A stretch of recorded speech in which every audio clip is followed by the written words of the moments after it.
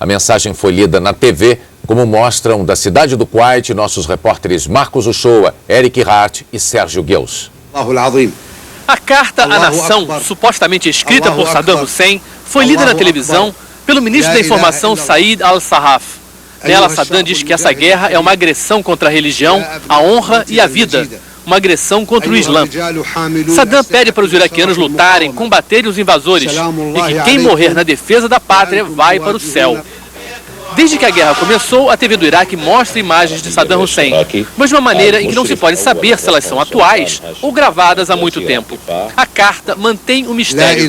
O constante uso de uma linguagem religiosa visa trazer para esse conflito um outro elemento explosivo, mostrar essa guerra também como um confronto de religiões. E isso traz a assinatura política de Saddam. Nesse terreno, o regime iraquiano ainda tem armas. Mas na guerra, são as tropas americanas e britânicas que têm a iniciativa.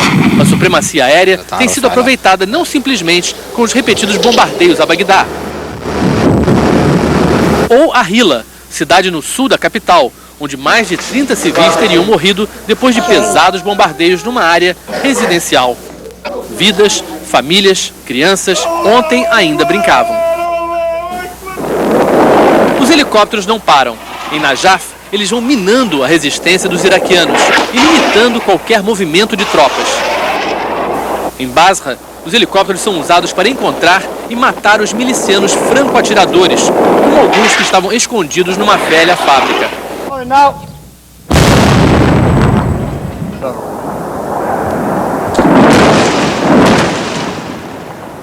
Mas também no norte, os iraquianos começam a ser obrigados a recuar. O bombardeio sistemático das posições da linha de frente faz com que sair dali seja uma prioridade. Kifri fica a 150 quilômetros de Bagdá. É uma região dominada por curdos e por ali também o cerco a Saddam começa a apertar. As tropas americanas e britânicas avançam e vão deixando para trás a obrigatoriedade de um convívio de opostos. Uma zona cinza, militares e civis. Guerra, mas às vezes paz. Fartura de um lado, miséria do outro. Polos que se atraem por necessidade. Uns querem entrar nas cidades, outros precisam sair. E que se repelem pela desconfiança e ressentimento que qualquer guerra gera. Os soldados britânicos buscam em pequenos detalhes amenizar essa má impressão. Usam boinas em vez de capacetes. Dão balas para as crianças. Tiram fotos com elas, tateiam, buscando um começo de uma relação mais amistosa. Mas esse delicado equilíbrio é facilmente destruído por um vice-presidente iraquiano que diz que mais de 3.000 voluntários a missões suicidas já estão prontos para morrer matando. E pelo nervosismo decorrente nos postos de controle, particularmente por parte dos americanos, que perderam 4 soldados num atentado desse tipo. Hoje também um iraquiano desarmado foi morto por soldados americanos num posto de controle. Mas o incidente que causou mais revolta no mundo árabe foi o de ontem, quando também num desses postos de controle, 7 mulheres e crianças foram mortas por soldados americanos porque a van em que elas estavam não teria parado. Segundo uma versão de um repórter americano do Washington Post, a versão dos militares americanos não era correta. Não teria havido tiros de alerta. Simplesmente os tiros que mataram todas as pessoas finalmente. Agora haverá uma mudança de procedimento. Serão postas placas em árabe para sinalizando para as pessoas para que elas parem. Até agora, surpreendentemente, isso não estava sendo feito. Nós vamos agora ao vivo à cidade do Kuwait através do videofone. Boa noite, Uchoa. Que informações você tem sobre o avanço das tropas anglo-americanas em direção a Bagdá? Em Kerbala está tendo uma batalha feroz, segundo um comandante americano, seria a grande batalha exatamente agora à noite. Essa cidade que é muito importante no caminho de Bagdá. E um pouco mais à frente, na cidade de Rindia, já é o segundo dia de batalhas, é uma cidade que fica a apenas 80 quilômetros da cidade iraquiana. Já no Catar, o comandante-geral das operações aqui no Iraque, da guerra no Iraque, o general Tommy Franks, disse que a invasão de Bagdá seria apenas uma questão de dias e que teria recebido carta branca do presidente americano para decidir o momento correto para essa invasão. Quer dizer, ele não precisaria nem pedir mais uma autorização nem para Bush, nem para Donald Rumsfeld. Bonner. Nos últimos dias, o secretário de Defesa dos Estados Unidos, Donald Rumsfeld, e o comando militar do país têm sido alvos de críticas sobre a estratégia americana na guerra contra o Iraque. O secretário de Defesa na defensiva. A imprensa americana atribui a militares que estão no Iraque críticas ao plano de guerra. Estariam faltando tropas e sobrando improvisação. Um general veterano da Guerra do Golfo sugeriu hoje a convocação de milhares de reservistas. O chefe do Estado-Maior, Richard Myers, contra-atacou. As críticas são falsas, erradas, mentirosas e prejudiciais às tropas. Myers também deu os pêsames às famílias das mulheres e crianças iraquianas mortas ao passar por uma barreira militar americana perto de Najaf. Mas imagens ele só mostrou de ataques bem-sucedidos. Rumsfeld rebateu as críticas de que teria contrariado líderes militares, dizendo que o plano de guerra foi aprovado pelos comandantes.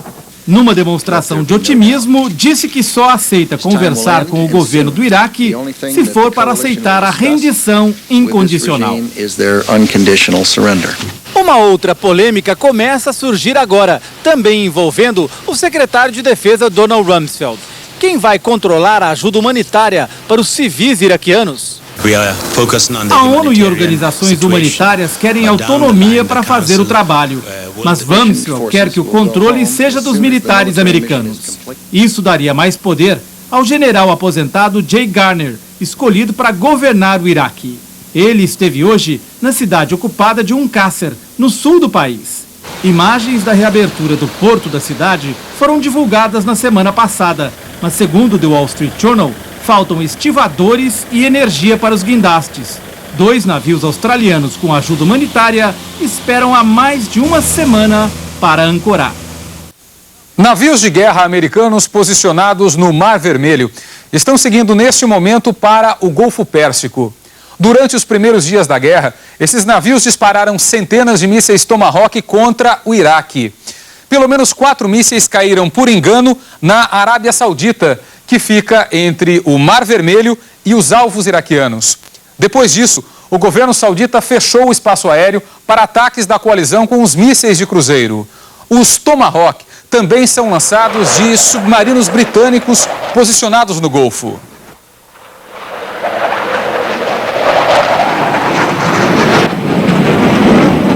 Um acidente no Golfo Pérsico provocou a perda de um avião americano do tipo S-3B Viking. Esse avião está sendo usado no apoio ao combate aéreo.